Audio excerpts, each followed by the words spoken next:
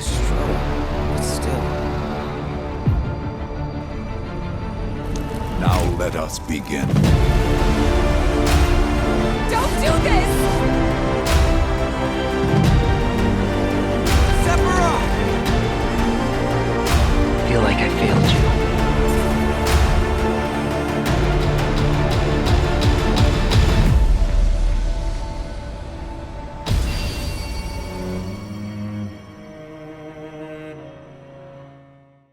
Hey guys, welcome to the channel. In today's video we are talking about Final Fantasy VII Rebirth.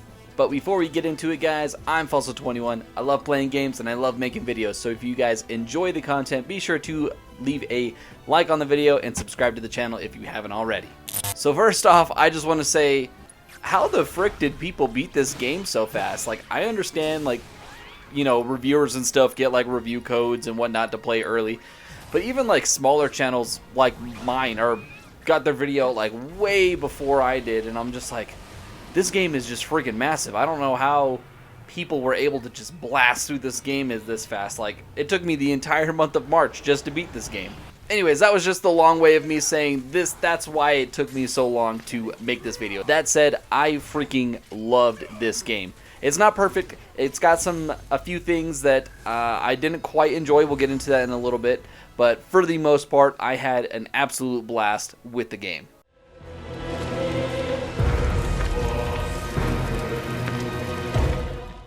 Starting off with the story, this takes place directly following Final Fantasy VII Remake. I saw a few reviewers saying that you can kind of just jump right into this if you wanted to, and those people must be smoking crack, because this literally is a direct sequel to 7 Remake, or Final Fantasy VII Remake. You would be so lost if you didn't play the remake and just jumped straight into this. Shoot, I played the remake and I'm even confused at several parts during this game. So without spoiling too much, I'm just going to give a brief bit of what I really liked about the story and some things that I didn't. First off, I loved all of these Sephiroth parts. Every part he's on screen, he totally steals the show. The opening scene where you can play as him was so freaking cool, so freaking epic. I absolutely loved that. I think the game does a much better job at developing more of the characters. A few that come to mind, especially Barret and Red 13. If I'm being completely honest, in Remake, I just was not a big fan of Barret. Red 13 shows up right at the end, so I didn't have enough to really love or hate him. But Barret for sure, I just thought he was kind of annoying in the first game. Sorry if that makes people upset. I just was not a big Barret fan.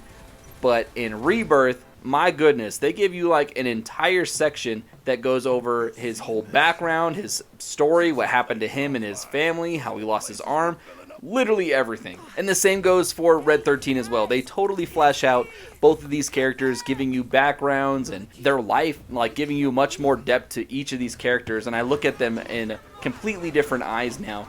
And actually Barret, if I'm being honest, now here in Rebirth is actually one of my more favorite characters. I also think that the ending chapters for this game go so freaking hard. I won't spoil anything here, but man, those like the last I think it's 14 chapters, 12, 13, 14 go so freaking hard. There are so many parts where my jaw was just on the floor. That's how good the story gets. Another part of the story that I found particularly really cool was Cloud's like mental stability. Throughout the entire game, Sephiroth is like in his head and constantly manipulating him, literally at every corner. Some minor spoilers here, but Cloud kind of goes like straight up evil in a few parts. And when those parts happened, my jaw was on the floor. I was like, no, Cloud, don't! Especially the moments with Tifa and Aerith. I'm not going to spoil them here, but if you guys know, you know. If you played the game, you guys know exactly what I'm talking about. So epic. I loved those moments. I loved the internal struggle with Cloud, not really knowing what is real and what's not real, what's his memory and what is a false memory. Like, I loved all of those ideas that they were playing with, and they did such a good job at conveying that as we were going throughout the story. Now some of the cons that I had here. As much as I absolutely love the story here in 7 Rebirth, I do think it's got a few minor pacing issues. The game has a few what I like to call buzzkill moments where the story's going really good, it's got some momentum, some crazy things are happening, and then just something happens and it just stops, full stops the story. A couple of examples for you. right after you finish Junon, you're going through all that story stuff, and it starts leading into what I talked about earlier, some of the background story for Barrett. And as he's kind of laying on his feelings for us and giving us a little bit of, what's happened to him, it cuts right to the Golden Saucer. Now, don't get me wrong, I liked the Golden Saucer, but it just felt like a full stop on his story and the story in general, because we're going to this place, and then all of a sudden, like, we're going off to goof around in the Golden Saucer. Like I said, I like the Golden Saucer, but it just felt like a full stop moment, at least for story-wise. A few other ones that come to mind was the part with the black materia. We learn about it and how powerful it is, and that we cannot let Sephiroth get it. And then we immediately go back to goof around in the Golden Saucer. Like, I know that it's, like, story-related. We're going there to get the key to the temple or whatever. But it just seems like the pacing for that is like, oh, let's, we got to do this. We got to do this. We can't let Sephiroth get this. Black materia. Oh, let's go, like, have, like, a random WrestleMania tournament in the Golden Saucer really quick. You get what I'm saying? Like, it just seemed like kind of a buzzkill moment where, like, the momentum was kind of killed there for me. And one of the most egregious moments, at least for me, was towards the end where the story's getting very tense, the story's getting super good, and then it cuts to you going around as Cait Sith throwing boxes at switches for what seems like an eternity. Like, I swear, we were throwing boxes on several different levels, going through vents, throwing more boxes, when all I wanted to do was just progress the story. Like these moments weren't necessarily bad, they just were hard stops for the story for me. Like I said, buzzkill moments where all that momentum going, the story's trucking along, and then we're just full stop. The next part that it's kind of like a love-hate relationship type with this next one, but it is the involvement of Zack. At the end, for those that don't remember, at the end of Remake, they showed Zack, and that he's kind of in like a alternate timeline where he doesn't die. They just made it seem, they teased like that he was going to be in the game much more than he was, that he was going to have a more prominent role. And honestly, he's barely in the game. There's a few parts where you get to play around as him. Super cool. Not gonna lie, I love those parts. Got me super excited. I'm like, oh yes, we're playing as Zack. I kept looking for how this is gonna connect in the story. It eventually does, but he's just not in it as much as I thought he was going to be. Like, I was expecting him to be in the story way more than he was, especially with that teaser at the end of Remake. You're like, oh my gosh, Zack is not dead.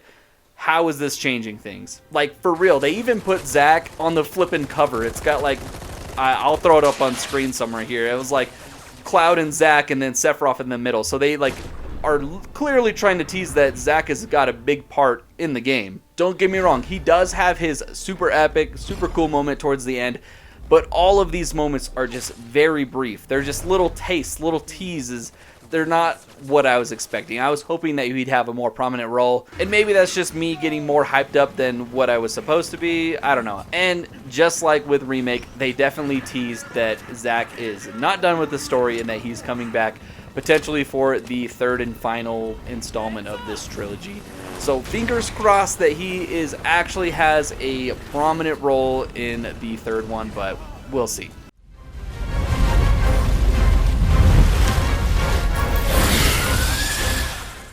Moving on to the combat, it is very similar to Remake's, more fine-tuned and just overall better, mainly due to the synergy. It's when after you've built up a couple of ATB attacks between two different characters, you can pull off a powerful two-person attack called synergy attacks. These things are super cool, super epic, and depending on who you got, after you build up a few ATB gauges, like you could do Barrett and Cloud and Tifa and Aerith. Like, so there's different combinations that you can pull off depending on how much synergy you've built up between two different characters. You can also do some smaller synergy team attacks. I forget what they're called. I don't think that they're called synergy, but basically you can hold the right bumper and continue to hit attack, and it'll do like a team attack, if that makes sense. It's a small one. It's not like a big, epic, huge one like the synergy attacks. For example, if you're doing that and let's just say you're Cloud and Barrett's on your team, you can hold that bumper while you're attacking, and Barrett will actually shoot the Buster Sword, and Cloud basically like baseball hits them right at the enemies. Another cool one that I liked was while you're playing as Tifa, you can hold that bumper, continue to attack, and she will actually jump onto Cloud's sword, and Cloud will launch you over at the enemy. So There's plenty of examples that are just like that. Like there's a few where if you're Barret in Red 13, Red will jump up on Barret and Barret will literally toss him at the enemy. So there's like a ton of really cool ones like that depending on which characters you have and mix and matching them. Plus when you do the actual synergy attacks that I talked about, that does like a little cutscene, and they're always super cool and really satisfying to pull off. I really enjoyed the synergy.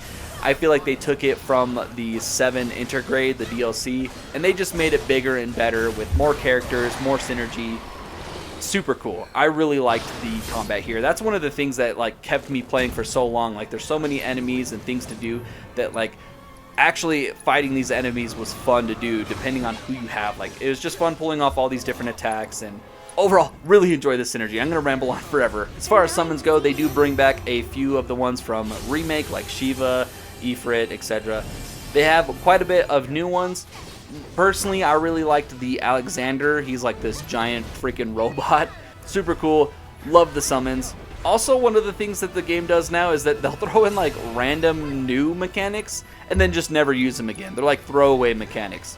Like there's a part where you're using a grappling hook as Yuffie, but then you just never use it again. Another example is that there's a point in the game where you're Red and Red can rock climb now, and then he'll just never do that again. So it's just like really weird, and the game is just chock full of those. There's so many different like little missions or areas that you go to, and all of a sudden one of the characters can do this random ability, but then will never do it again.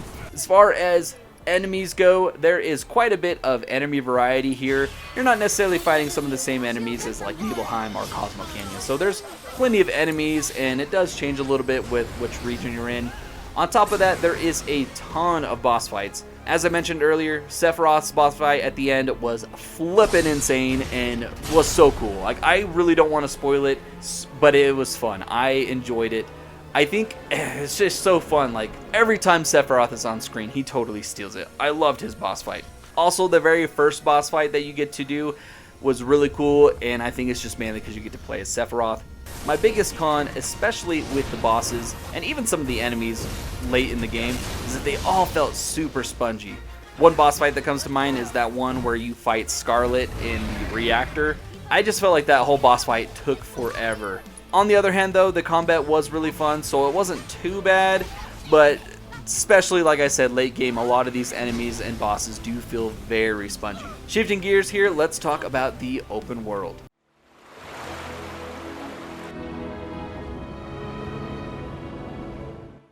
So first off, I was not expecting this game to be flippin' massive. Like, this game is huge. There's several different regions, and each one of those regions are super huge. And they all have, like, their unique biomes. Like, you start out in the grasslands, Junon is super rocky and next to the sea, Cosmo Canyon is in the desert. So all these environments are just all really cool. I also think that the side quests in each of these locations are much better, especially when I think about Remake and 16. A lot of these side quests here in Rebirth have to do with characters and like relationship, building your relationship with each character. And what I mean by that is that doing certain side quests will build up your relationship with whatever character is associated with it, and doing that side quest will level up that relationship with that character.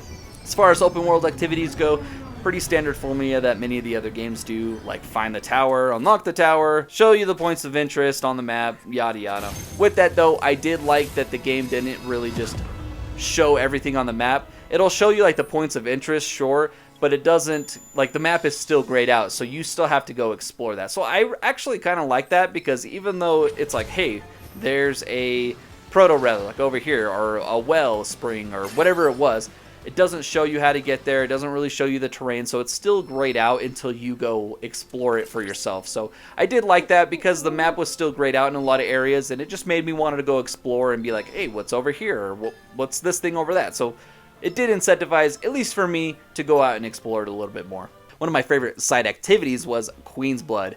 This game was so fun. It's one of those games within a game, similar to Gwent or whatever that dice game was in Valhalla. I absolutely love this one. This one was so much fun. Very similar to Gwent, where it's a card game and you're trying to get the most points within that row. And whoever gets the most coins, 2 out of 3 wins. Pretty simple, but as you play, you unlock more cards that have different effects and different abilities. They even have a few different tournaments throughout the game that are just totally optional. Lots of Queen Blood. I really love this game. I spent so much hours just doing this. Like I said, very similar to Gwent, where I spent hours playing the game within a game. They did such a good job here. Queen's Blood is fantastic. Along the same vein, there is another mini game that I thought was pretty cool, was the 4 Condor games. Each of these have to do with like the Proto Relic and revolves around the captain. And if you do all of the Proto Relic missions, there's a boss fight at the end. I won't show any of that. It's kind of spoilery, but super fun boss fight. And the Fort Condor mission game things were also really fun. Not as fun as Queen Blood, but they were still really cool. You also unlock different chocobos in each area that you're in. And I think traveling with them was also really cool. Like there's ones that will float around, some that can climb straight up walls, and some that'll glide all the way down cliffs. I also wanted to mention this before I forget, but the music in this game was absolutely fire. I love the simple exploring music, very nice, very soft, and how it like flawlessly transitioned whenever you entered combat to something more fast-paced and actiony. Music here was just top tier. I absolutely loved it. With everything about the open world, I think overall it was really well done. I found myself just lost in it for hours, just trying to complete everything on the map and finding all these different side activities. Like you could even find like these Moogle mushroom things, and later in the game some of these Moogle things are just flat out ridiculous. Open world, I thought they did a really good job. Especially, it just looks really cool. Each area you go to is just eye candy. I loved just looking around and just seeing all the graphics and the detail that they put into this world. They did such a good job at it.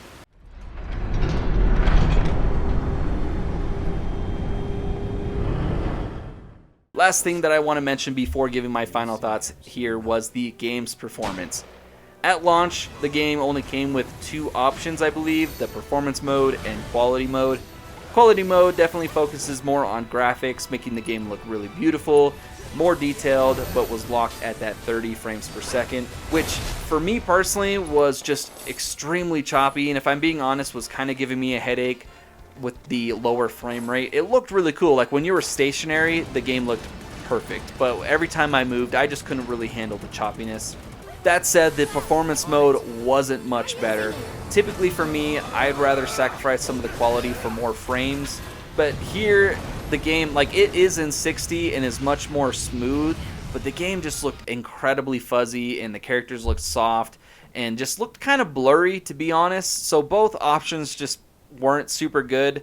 They did release a patch a little bit later to give the performance mode, I think they called it Performance Sharp, which made the image a little bit more clearer and not as fuzzy and blurry, but even then it wasn't perfect. I did end up playing the majority of the game on performance mode. As I said earlier, I did try the quality mode a few times, but I just couldn't stand the choppiness of it. As far as bugs go, I pretty much didn't have any. I ran into a few, but nothing game-breaking or anything like that.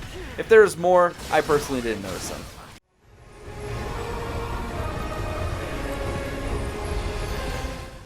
Final Fantasy VII Rebirth was absolutely incredible, and I just had so much fun with the game. I loved the story and its mixing with timelines and Sephiroth and Cloud's state of mind. Like, all that stuff was just really well done, and I loved how they mixed in Zack, even though he wasn't in it for very long. Fingers crossed that he's in it for more of the 3rd installment, but man, the story here was so good. I loved every part with Sephiroth. He is just such a top tier villain. He steals every scene that he's in.